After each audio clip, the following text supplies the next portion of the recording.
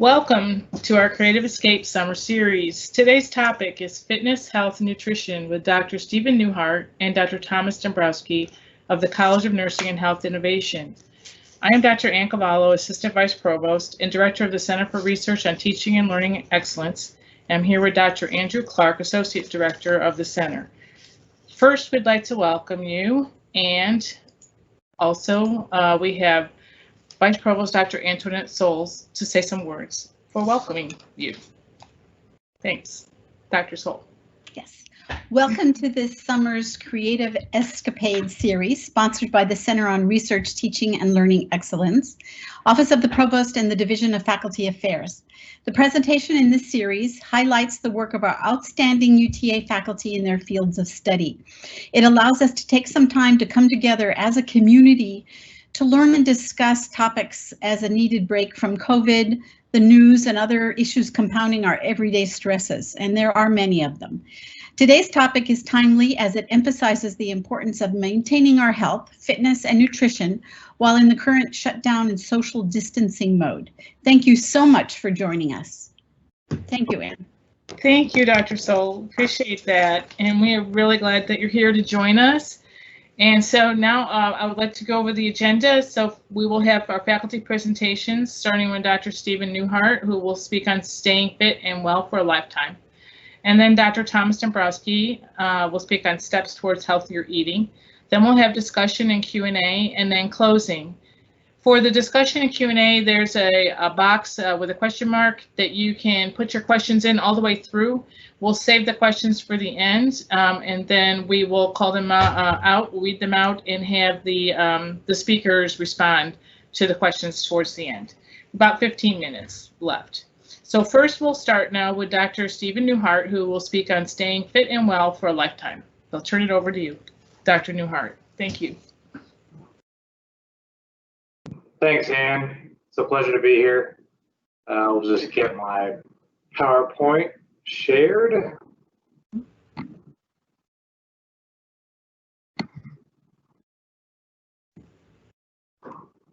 As Ann was saying, this is a really important time for this topic. I've lived this lifestyle my entire life. I've helped a lot of people change their lives as well, just by incorporating some activity.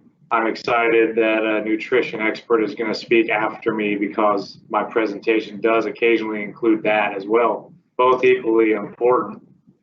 So, some of these notes will include resistance training. Some will include cardiovascular exercise. I'm going to talk a little bit about a new innovative device that people are using in the home, which could apply more to this time than most things, right? So we'll talk a little bit about something called whole body vibration. It was the focus of my dissertation work, and I believe in it, so we'll talk some about that. Some people will ask kind of like, why do I bother doing this? And I think that question is being asked a little bit too much in our are taking us in the wrong direction, really. So we should know that we should all do something to keep our bodies in some physical health. And if you want to look at just the reason why, we have the promotion of the positive self-image. I think that having good self-esteem is very important in a lot of aspects of life, in many aspects.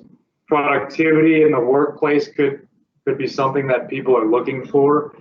Everyday tasks that we perform. They used to talk about carrying your groceries in the house or picking up your children, or, I'm a do-it-yourself kind of person, and being physically fit allows me to do that. So therefore I can fix things around my home by myself, or not fearing being up on a ladder, whatever that is.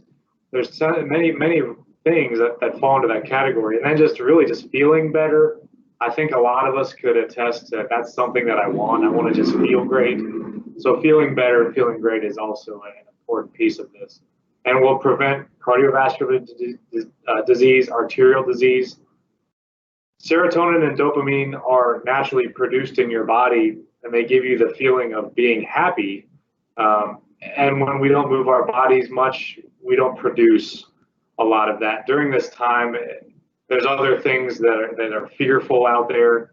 So the last thing we need is to not, feel a little bit sad just because we're not exercising. So if we could help our body on that side, then maybe the other events occurring won't get to us so much, and we can ward off depression in any way.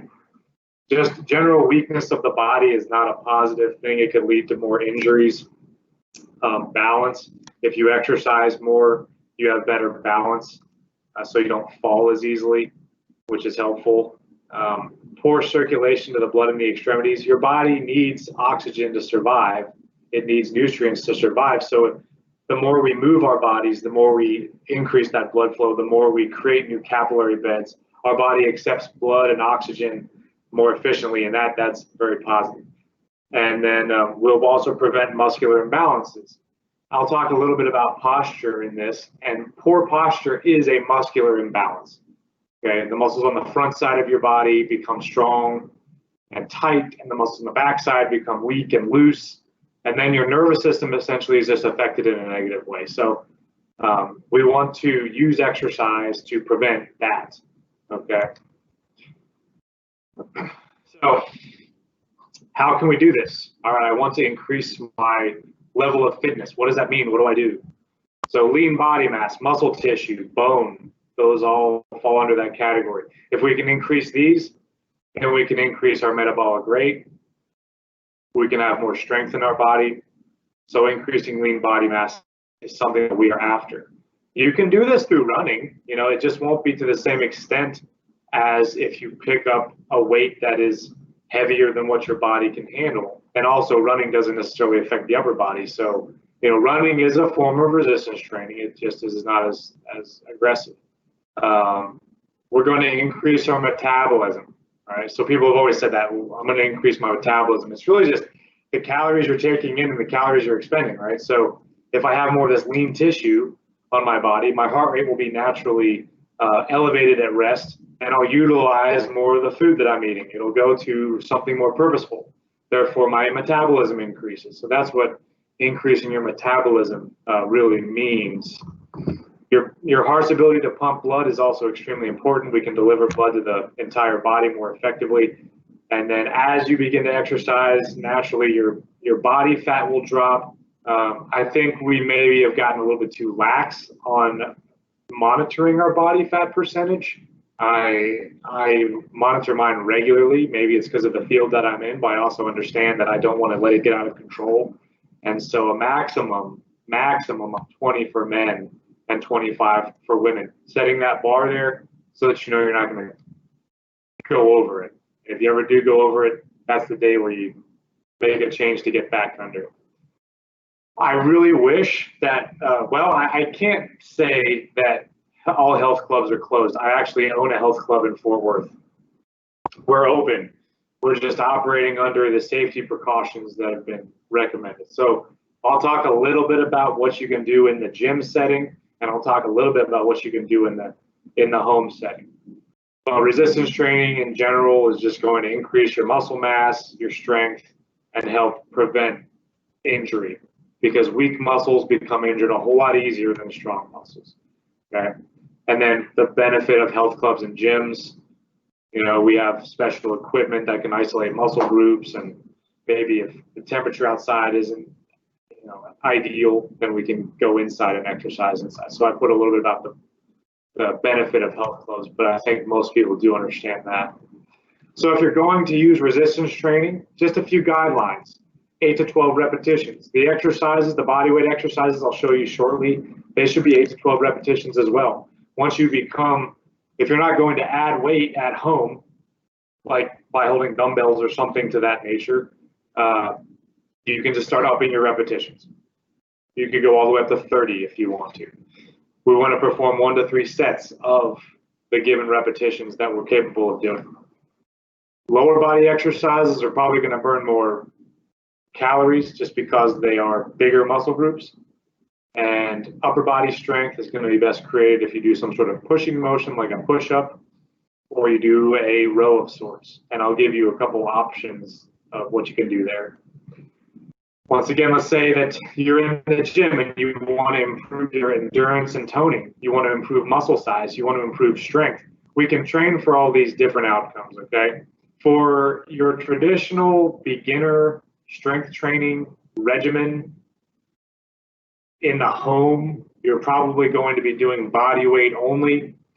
And there could be some things like a push-up that are just too aggressive. However, if you can only perform 1 or 2 reps of an exercise, guess what? You're training for strength because you're not strong enough to move your own body. That's just a way to look at this, all these different outcomes here.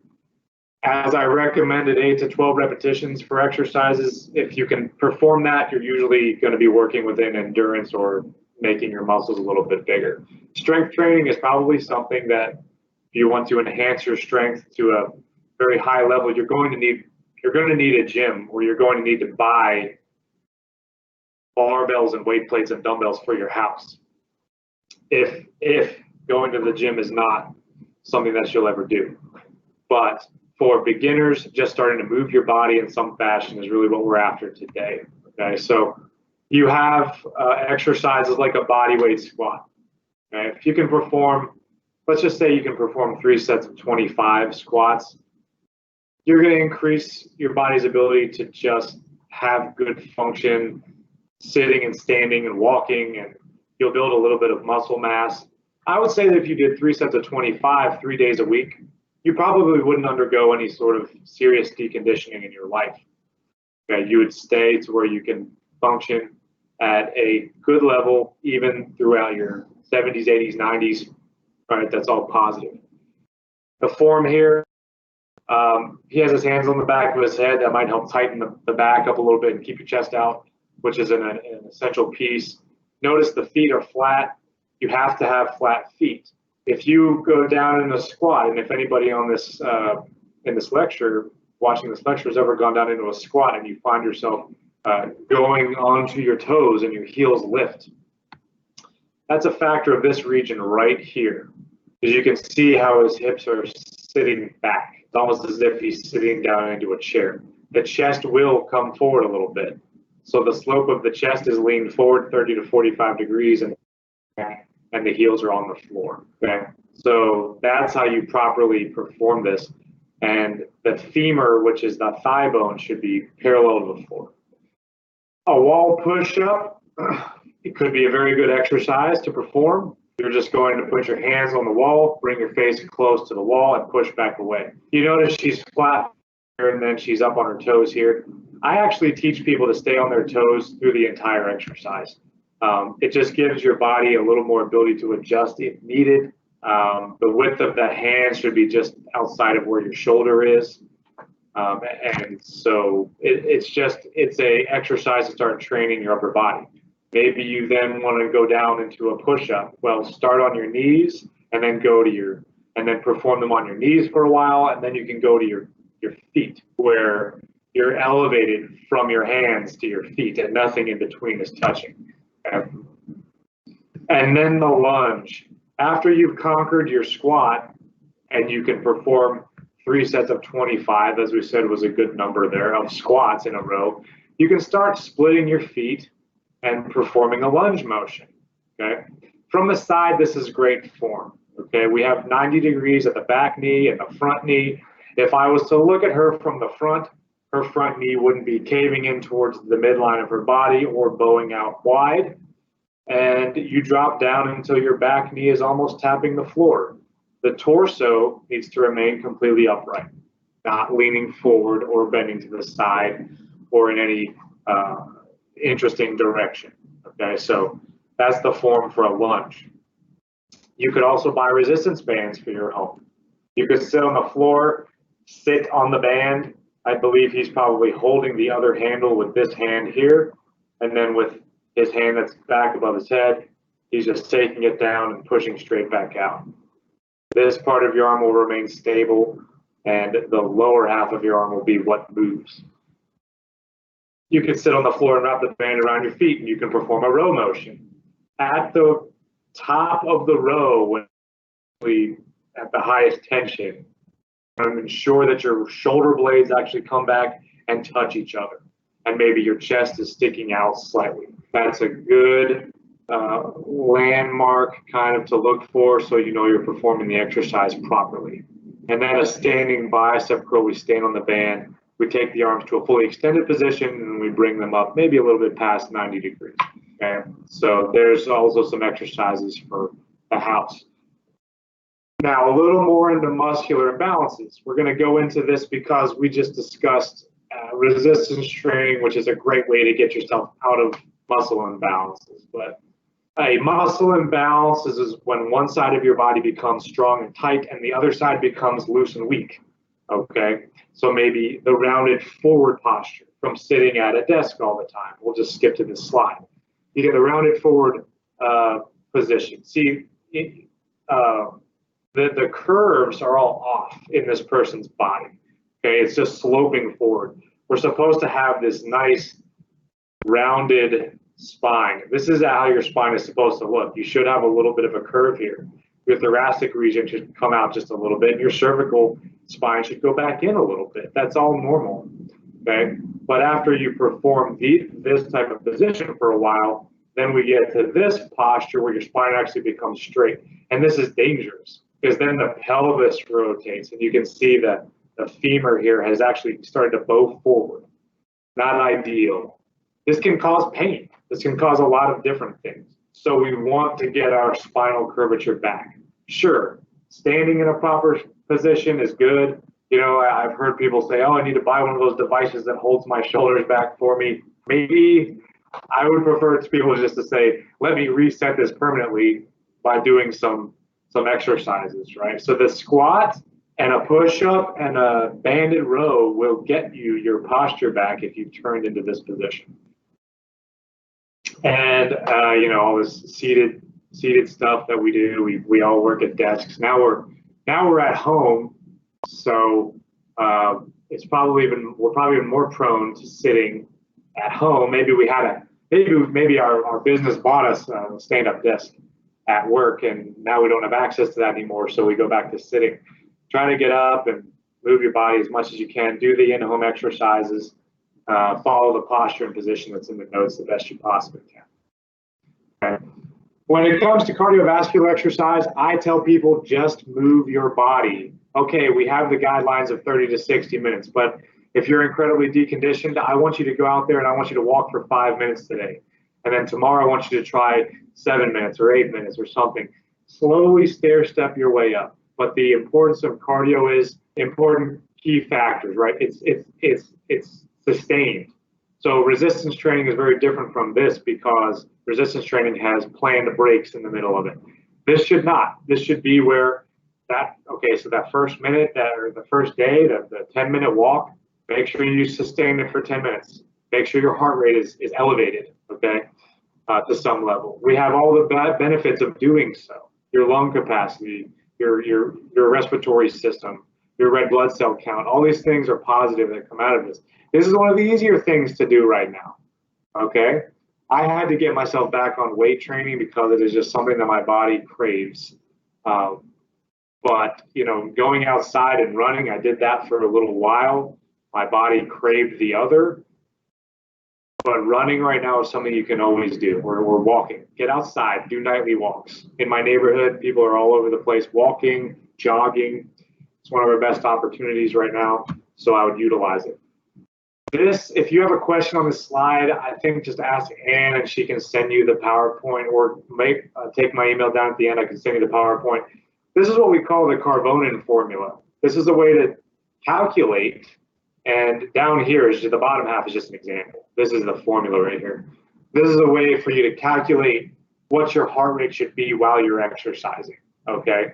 It takes into account your resting heart rate, so you can check your resting heart rate and plug it into the formula. And it will give you a prescription that is geared towards your body. Therefore, if you have a very high resting heart rate, it'll give you a lower prescription, because a high resting heart rate means I'm not in as good a shape as somebody with a low resting heart rate. So it actually adjusts and gives you a prescription that is based on your body. So again, other simple things. 2 to 3 times a week, 20 to 30 minutes. 55 to 65% of heart rate. Just move the body.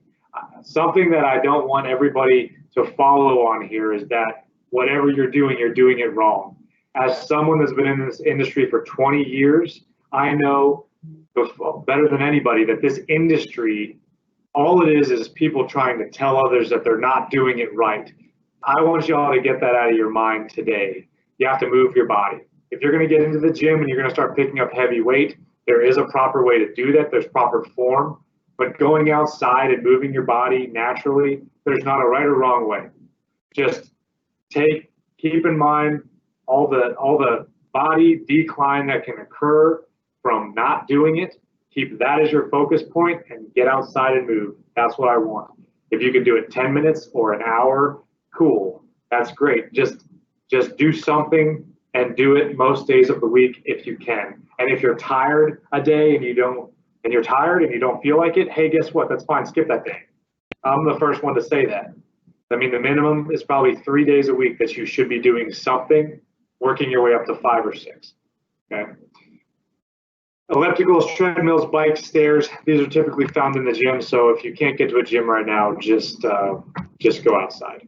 I want to talk about one last thing before I wrap this up and turn it over. But we have something new out there. My research showed that it has, especially for a sedentary individual, it has more application because you don't have to work very hard to use it. You just stand on it and it moves your muscles for you. It's called whole body vibration. I tested it for 3 years. Research participants, no injuries, all positive things, great results in strength, flexibility, balance, and power. Blood pressure drops, which were very unique and interesting. I love that. But there's all kinds of different platforms out there. So if you want to increase your strength of resistance training, you can use this, and you can use body weight, and it actually does do that. So you can go out there and search it on Google or find whichever one you choose to buy, but it is a great in-home exercise. It requires minimal movement, and it essentially just activates your nervous system. So you gain flexibility, it moves your muscles, and it really just feels great. I use them 3 times a week now because I know what it does for me. So bringing it all together, if you don't move your body in any purposeful manner, there will be destruction. It's the same use it or lose it, right? Cardiovascular and resistance training should be done on most days of the week. And then we had whole body vibration, which I just spoke on, so we don't have to spend a lot of time on that. But I do appreciate the opportunity to speak, and I hope this was beneficial. I'm definitely open for phone calls, emails, whatever. So take my, I do a lot of things. I'm an adjunct at UTA, and I've got 2 businesses. So you can email me at any of these and leave me your phone number, and I will call you or email you back. Thank you. So, you bet. Dr. Newhart, it's great advice and great information for us, especially today when we're these days when we're so much more sedentary, less active. I mean, even on campus, you know, we at least be on campus, we'd walk from building to building, and now we're in Zoom meetings or Teams meetings all day, right? So it's really good advice. Thank you so much. Please do make sure to put your questions in the chat, and we'll address them later after the next presentation. And so next up, we have Dr. Thomas Dombrowsky, who will speak on steps towards healthier eating. Dr. Dombrowsky. Okay, let me pull up my slides here. Thank you so much, Anne, for inviting me to do this. So I'm basically taking you on a walk through choosemyplate.gov, which is an excellent resource where you can go and get a personalized diet plan. And this is a successor to, it's basically sponsored by the U.S. Department of Agriculture. They've been giving this type of advice for over 100 years. And I think, like we may have a little bit of skepticism about advice sources that we're looking for. At least up to this point, this is a reliable, scientifically validated website. The current Secretary of Agriculture is Secretary Sonny Perdue, who many of you know is the former governor of Georgia. And this metaphor of a plate replaces the previous food pyramid, where the food pyramid, I think, gave people maybe the wrong idea, and that they had like the grains and breads at the bottom of the pyramid, and so people thought, oh, I should gorge myself on these, and maybe that was, they overdid it and that was the wrong idea. So here the idea is to divide your plate roughly into quarters, and then your plate should look something like this. What's on your plate as for your whole diet. And then, so there's the quarters there, and then there's also the dairy piece over to the side. So let's start with dairy. It was in the upper left, upper right area there. The dairy recommendations are 2 to 3 cups a day, but that does not necessarily have to be milk. The idea being 2 or 3 cups of milk. But you can also substitute other things such as yogurt, cheese, etc. However, don't think that things like cream cheese, cream, or butter are dairy.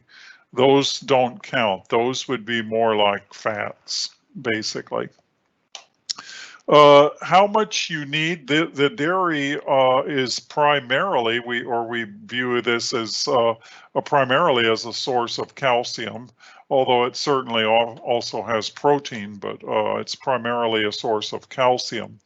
And how much you individually need is kind of dependent on age, gender, and your activity level, but mostly it's 2 to 3 cups a day for most people. And then breads. I have a weakness for grains and breads. I have to say I probably exceed what I should be on that one. But what you choose is as important, or maybe more important, than how much you eat. So you should favor whole breads, whole grains, as opposed to refined. And if you can't do whole grains, then enriched is probably a good alternative. So by whole grains, we mean things that are not refined, unrefined grains, such as whole wheat, for example. Enriched wheat is actually refined, but then it has vitamins that were taken out in the refining process added back in. So that's certainly better, but what they can't add back in is the fiber. So you're getting half of what was taken out back, but you don't get everything back. So the recommendations are about 3 to 8 ounces per day, and a half should be whole grains. And most Americans actually get enough grains, but we're short on the whole grains. The main benefits of whole grains would be fiber, iron, and B vitamins. Then we come to proteins. So here again, most of us do get enough, but we could make better choices. 2 to 6.5 ounces daily is recommended, and then at least 8 ounces of seafood weekly. Probably a lot of people don't necessarily get all that much seafood, especially if like if you don't like seafood, you don't live near the sea, or live near where there's a source of fresh fish, you may not get enough seafood. And variety. Now, with all of the diet recommendations, variety is the key. When I first started studying nutrition, I had this idea that was stupid that, oh, I'll find a perfect diet plan that I can just eat that all the time and everything will be great. But the flaw in that kind of thinking is, well, you're probably not that smart. No matter how good of a plan you get, you'll probably miss something. You'll probably, sort of like if you try to really overthink anything, you're probably going to miss some point. But even beyond that, if we really think about it, there are probably nutrients we don't even know about yet. Now, I'm sure in the last 100, 200 years, we've probably discovered all the main ones, but there could be things we aren't even aware of yet. And if you don't do variety, well, you risk missing essential nutrients. So some of the meat substitutes, a lot of people maybe want to go vegan, or at least lacto vegan, maybe where they're willing to eat eggs and milk, say, and that makes it a lot easier. If you do want to go vegan, it takes some careful thought. It certainly is a good, healthy alternative, but you have to exercise some careful thought because plant-based proteins are incomplete. They will have some of the amino acids that we need, but they won't have all of them, whereas animal based proteins are complete, where they include all the essential amino acids. So for plant, if you want to do a strict vegan thing, you have to be careful to balance enough different plant sources to cover all the essential amino acids. And this can certainly be done. It's beyond what I would be willing to do. It takes planning and careful thought, but it can certainly be done, and people do it. However, if you do go like vegetarian, but you're willing to eat dairy and eggs, why then that makes it a lot easier, where those are complete proteins, so you're able to overcome the lacks that there might be in some of the plant-based proteins that you're eating. So then we come to vegetables, and your mother probably fought with you maybe to eat vegetables, and maybe you're like the older President George Bush and says, I am not going to eat broccoli. I am the President of the United States. I'm 60 and I'm not going to do it. And then, of course, all the broccoli growers came down on him all at once. But there are several different types of vegetables. We have dark greens, we have red and orange, beans and peas, and then starchy, and then other. So that's 5 different categories of vegetables. And you should vary these subgroups to an extent that each group is consumed at least once weekly. So that would mean each week you should have at least 1 dark green, at least 1 red and orange, at least 1 beans and peas, and the starchy pretty much takes care of themselves. I don't think anybody needs to think to include those. They pretty much take care of themselves. And you should also have it between 1 to 3 cups per day of vegetables. And then we come to fruits here, which a lot of people maybe are under eating the fruits. 1 to 2 cups daily. You can have them either fresh in juice or dried. And one helpful tip is to keep a lot of fruits around, whether you're in your office or whether in your home, and also readily eatable vegetables. So a lot of eating is impulsive, like you see a bag of potato chips and oh, hey, I'd like that. If you had some carrot sticks there, you could impulsively eat carrot sticks too.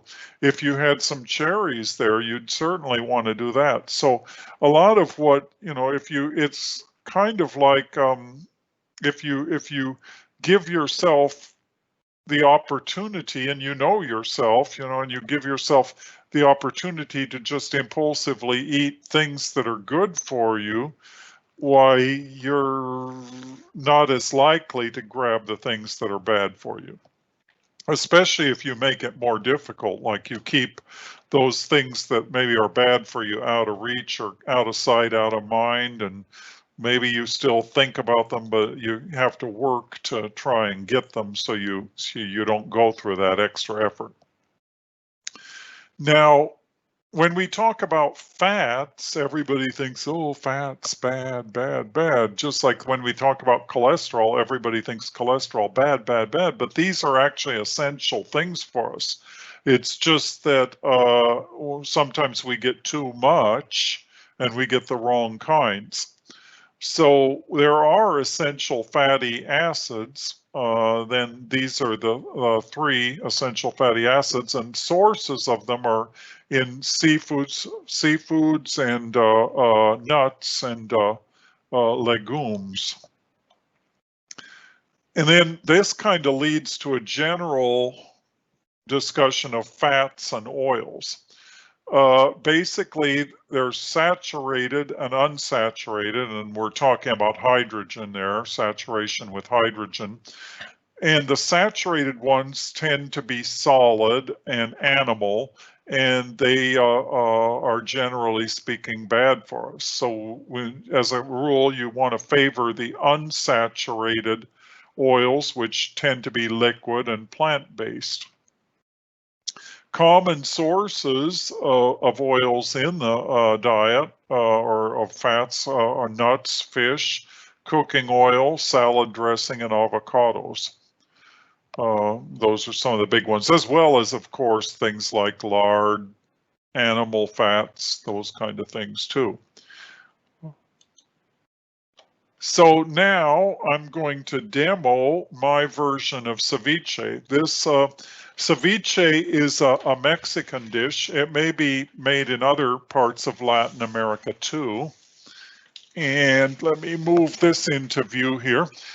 It's made with raw, fresh fish, and that's delicious. It's wonderful. Only problem is raw fish does have some health risks. So I used to eat it when I was younger, but I kind of quit eating it with raw fish. So now I substitute canned salmon. It still tastes good. So, and this is a version of it that I make sometimes when we have potlucks and things. I can literally make it in about 10 minutes. The ceviche that's made with the raw fish, you have to marinate the fish itself for about an hour or so in the lime juice. And the lime juice actually denatures it. You can see it cooking, and it cooks it denatures the protein just like heat would. But of course, it does not kill bacteria that might be there. So in the interests of time here, because I don't quite have 10 minutes for the demo, I pre-cut some of the things. So I use avocados, tomatoes. You can put in a chili according to taste. I've got one Hungarian chili here. And I have mango. I cut up a mango too. I like, not everybody uses mangoes in it. So I'm going to just cut the avocados here real quick.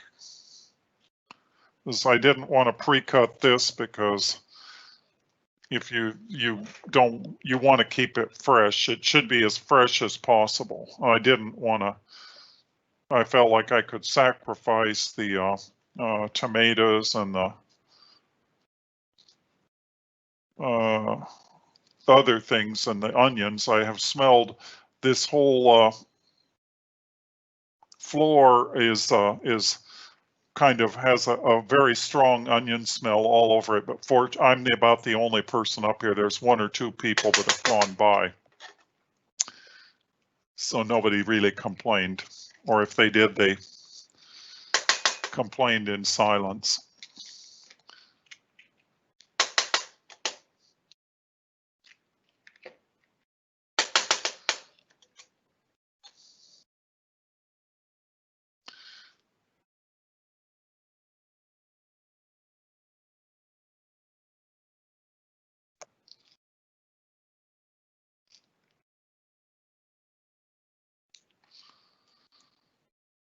I brought some of these vegetables and things were just for the show here. I'm only going to cut these 2 avocados, and then I have to pre-cut other things here.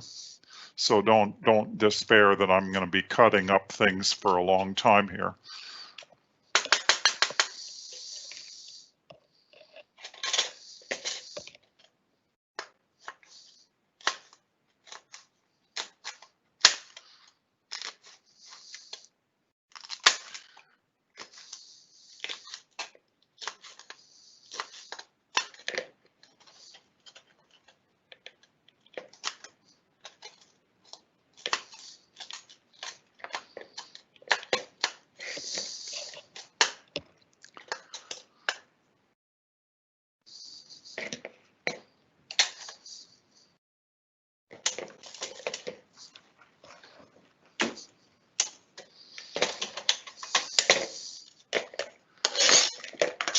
And I probably would put another avocado in there too, at least one more avocado for this, but I'll do that later. I wish I could share this with you, but unfortunately it will not go over. So this is the onion. I cut 1 onion here and diced it, and that goes in. This is 1 large mango. A lot of times if you want more mango taste, you can use, and if you're using small mangoes, you could use maybe 2 of them to 1 can of salmon. And this was 3 tomatoes, depending on the size, just the little Roma tomatoes.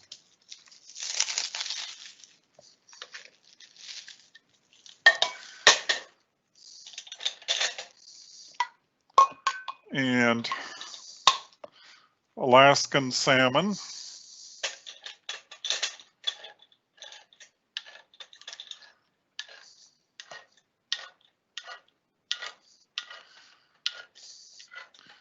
Fishermen will make this with fish that they just freshly caught, of course, but.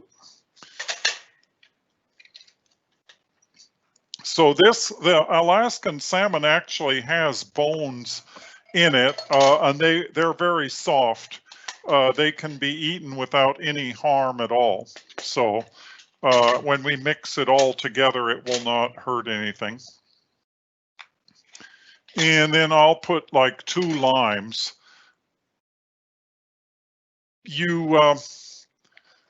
If you're using raw fish, well, you probably use a lot of lime. This version that I'm making with the cooked fish, the lime juice is more according to taste. So if you find that there's too much lime, and you can reduce the amount of lime, because it's not needed for cooking it at all, obviously, since it's already cooked and canned. But I do love lime. I like to probably go heavier on the lime than some people would.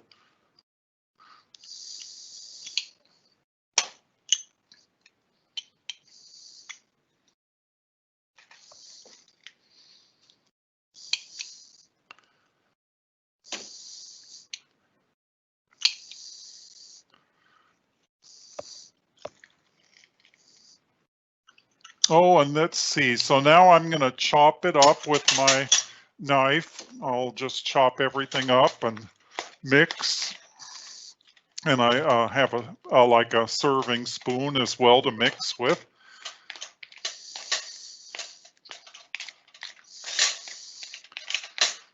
mainly this salmon comes out like a kind of a loaf out of the can, so that's what I'm mainly chopping with the knife here. And I can mix with the mix everything well. Now let's see, what am I missing? What am I missing? Oh, grains. Well, I could serve this on crackers or on a tostada. Tostadas are made from corn tortillas, and they're baked kind of into a hard form, kind of like a hard taco shell or something like that. So I could use that. That would be basically a whole grain, a corn-based grain, but I've got some crackers. So there are my either tostadas or a cracker serves as my grain. So I don't know if you can see it. I didn't bring a plate to serve it onto. And like I say, I wish I could share, but the internet is not yet that advanced. So that's a quick idea of mine. There are, of course, plenty of recipes on myplate.com as well. So that's the end of my presentation. Tom, that was wonderful. I'm Andrew Clark. I'm the Associate Director for the Center. And Tom, we really just appreciate you and Stephen sharing your expertise with us and your ideas. And I've certainly got I was taking notes, and I've got some thoughts and ideas of things that I hope to share. So we have one question, and that is that the recipe is appealing, and will it be provided? So Tom, do you have the recipe that you can share? I can write it up. I can certainly write it up. I never wrote it down before. We need to name it in honor of you, Dombrowsky's Cervici. Yeah. So we'll do that. Anne, you had some thoughts. Yeah, I wanted to ask questions. There weren't a lot of questions in the chat, so please, everyone, feel free to add some questions. But I was for Dr. Newhart, I was wondering what your thoughts are on the HIT program that's been popular, the HIIT. What you think about that and what you know about it. HIT is a term, high intensity interval training. Mm-hmm. That's what, and I think you'll find thousands of different types. But what that means is to sprint and to, sprint, walk, or do something that's going to drive your heart rate up to near max and then bring it back down. As a person that's done weightlifting, I've played football for many years, and somebody that does also, it's just, I think out there we like to try to distract people's brains, which is what people need actually, is to distract their brain and give them something new to think about, right? Sprinting, however you choose to sprint, is something that you have to go all out. Does it work? Of course, because it's going to, obliterate your carbohydrate stores or your glycogen in your body, which you'll have to replenish. So that means, once again, your metabolism has gone up, and then it's gonna engage more muscle mass. So you'll build muscle mass, which also will increase resting metabolic rate, which will burn more fat at rest. So does it work? Yeah. And will it challenge your heart? Yeah. So the goal of that is maybe it lasts 20 minutes and you sprint or do an all-out sprint for 30 seconds, and then you take a minute or two and you do something low, and then you do that again. And it's just back, forth, like some people would say, take a medicine ball, right, and then slam it into the ground a bunch of times. Well, that's a weighted object that's making a lot of muscle mass fire, and you're just performing this motion, right? But it's something that you don't have to actually run to do it. You can just move your body in another way, which could be more pleasing for some. And so that's what that means. How long that lasts, interval training sessions last between 20 and 30 minutes. So you want to have that 20 to 30 second really intense followed by something that's easier, and then really intense and something that's easier. Just do that over and over until you reach your time period that you feel exhausted. But of course, it's going to be effective. You know? So we have a question here. Is there a huge difference between walking and running or jogging? Walking, jogging, running, right? So I'm going at walking, let's call it 50%, jogging, let's call it 70%, and running, let's call it 85%. There definitely will be a difference because of the amount of muscle and effort necessary to propel yourself faster, right? So I think those would be the differences in those three things: is how fast are you moving? You start moving faster, you have to propel yourself harder. You're going to activate more muscle mass. The heart will have to work harder. You'll tear down those carbohydrates stores, like I just discussed, more so when you run. But there's the side of impact that is the opposite of what we're talking about, right? Because more impact over time could more joint deterioration. But then I might go back to Tom's talk and say you got to make sure you get your fats in, because fats cushion joints and might fight against deterioration. So there's a lot, but yes, there's a big difference. The faster you go, the more caloric expenditure you'll have, the more muscle mass you'll fire. But the longer you sustain that running, the more likely you are to experience some sort of overtraining. So then it just becomes important to rest if running is your thing. But walking is better than nothing.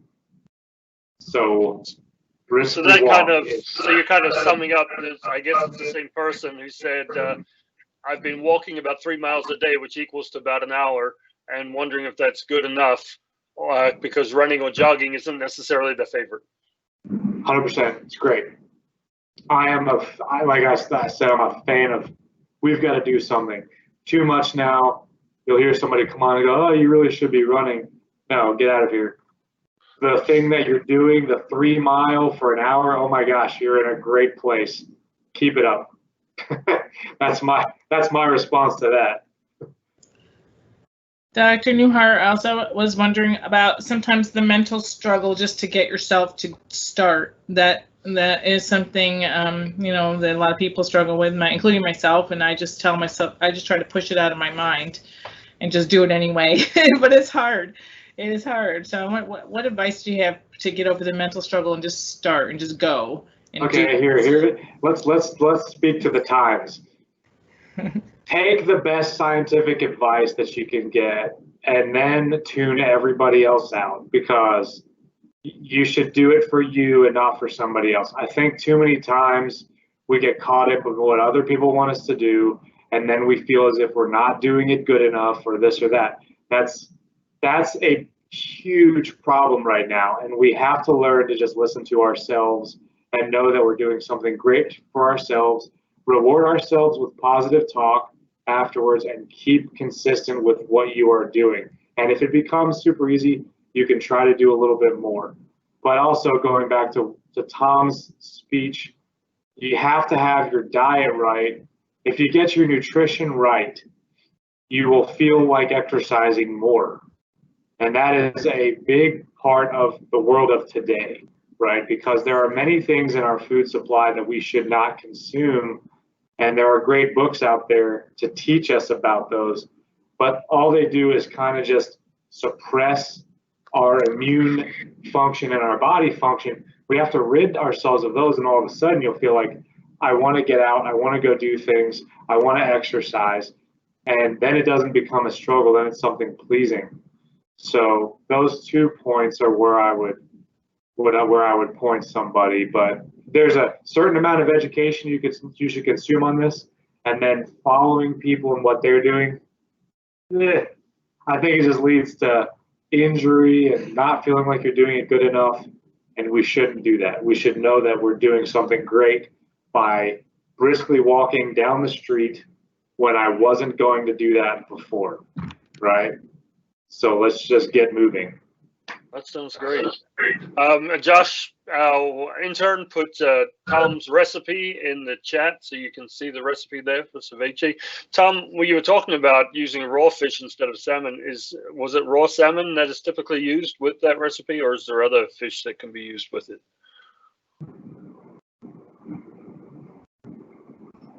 And you're muted, Tom.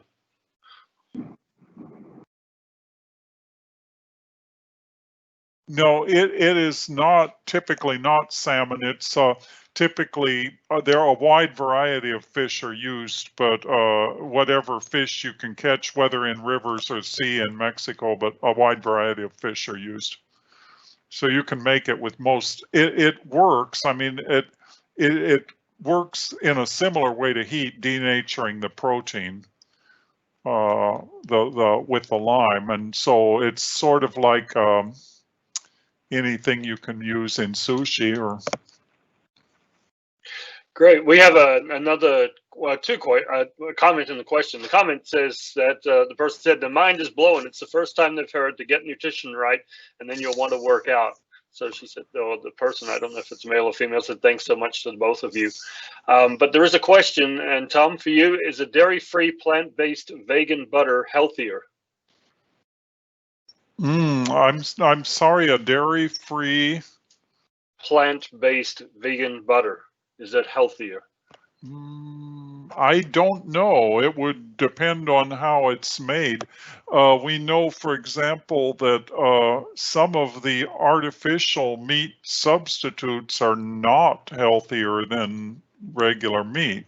So I don't know that.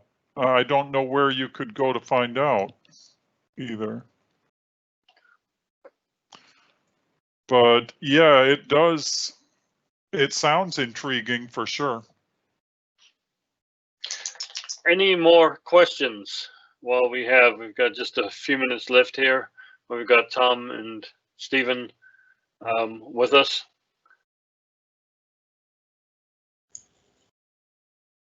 And did you have something else? Yeah, I mean, okay, so I have a couple with Thomas about Dr. Dombrowsky. Okay, first of all, what about diet sodas? How bad are they? Because I hear conflicting. You should, you shouldn't. Confessions of a diet soda drinker. Diet Coke. Yes. Yes. I don't. I think they're probably not something that we should be drinking. How bad are they? Well, they're probably not quite as bad as drinking the sugar sodas, but you're getting extra sodium, and you're also people that like, for example, diabetics that drink them don't regulate their sugar any better. You know, that drinking, because I think you basically get the sugar signal, and then maybe you eat other things. Or from what I understand, the people that try to lose weight by switching to diet sodas don't lose weight. So. Yeah, I've heard that it may lead to more sugar cravings than not. So I don't know. I don't know if you or Dr. Newhart have any comments. It actually, so what they've done is they take other forms of sugar that have different names, and they put those in there in smaller amounts so they can write 0 sugar, but there's still sugar in it. And that's what we're seeing is the people that, like the diabetic comment, they still have the problems with the diabetes because there's still a ton of sugar. And I've known some soda drinkers to consume 12 a day, really. And when you're doing that, you're taking in a massive amount. But there are some other harmful things in the natural sweeteners that it's not necessarily that it's a caloric, overture. It's a harmful toxin to your system. So then your body can't process fat appropriately because the liver's in distress. So there's things, there's a lot of things. I could send you a good book that explains everything. Yeah, that'd be Yeah. cute. I do have a substitute. You can grow mint in your front yard, or your backyard or wherever, grow mint and make mint tea and chill that, make iced mint tea. It's a great summer drink. You know, growing up, my mom we used to grow mint, and she would just get a mint leaf and chew on it every so often. I mean, she swore by it, loved it. So yeah, I enjoy tea, and mint tea sounds great. Another question here. What about the MIO? I guess I don't know if it's MIO, but products that add flavor to water, are those healthy? I don't know about those either. Do you know, Steve? Yeah, I haven't even looked into them. I just tell people, just drink water. That's my thing. I'm like, you can have water or you can have milk. That's it. So I don't know. I try to keep it very, very natural. So I haven't looked into everything.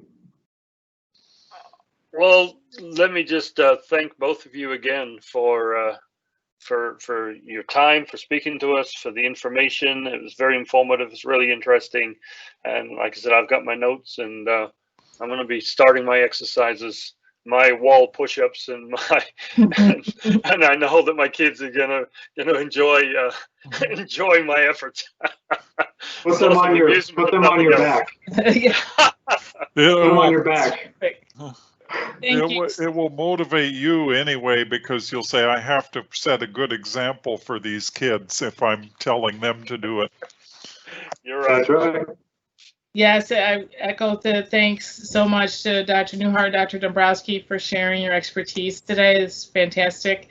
I've put up a slide to contact us about our programs if you'd like to know more about the Department of Kinesiology and Dr. Newhart's work, or Dr. Dombrowski's work in undergraduate nursing. There's their contact information. And also contact us at the Center for Research on Teaching and Learning Excellence if you would like more information about any of our other programs. So we're here to serve the UTA community and friends. So let us know, and feel free to reach out. And so thank you again. And next, we hope that you'll join us for the next event. Next event is August 5th from 4 to 5. And we have Science as a Verb for Aspiring Teachers and Engineering Design with Dr. Gregory Hale of UT Arlington College of Science and Dr. Melanie Sattler, Department of Civil Engineering, College of Engineering. So hopefully you'll join us then. And thank you so much for being here today. And thanks again, all. Thanks to our interns as well, Sean and Joshua. We appreciate your help. Thanks, everybody. Have a good day. Thanks. Thank you. Bye-bye. Bye.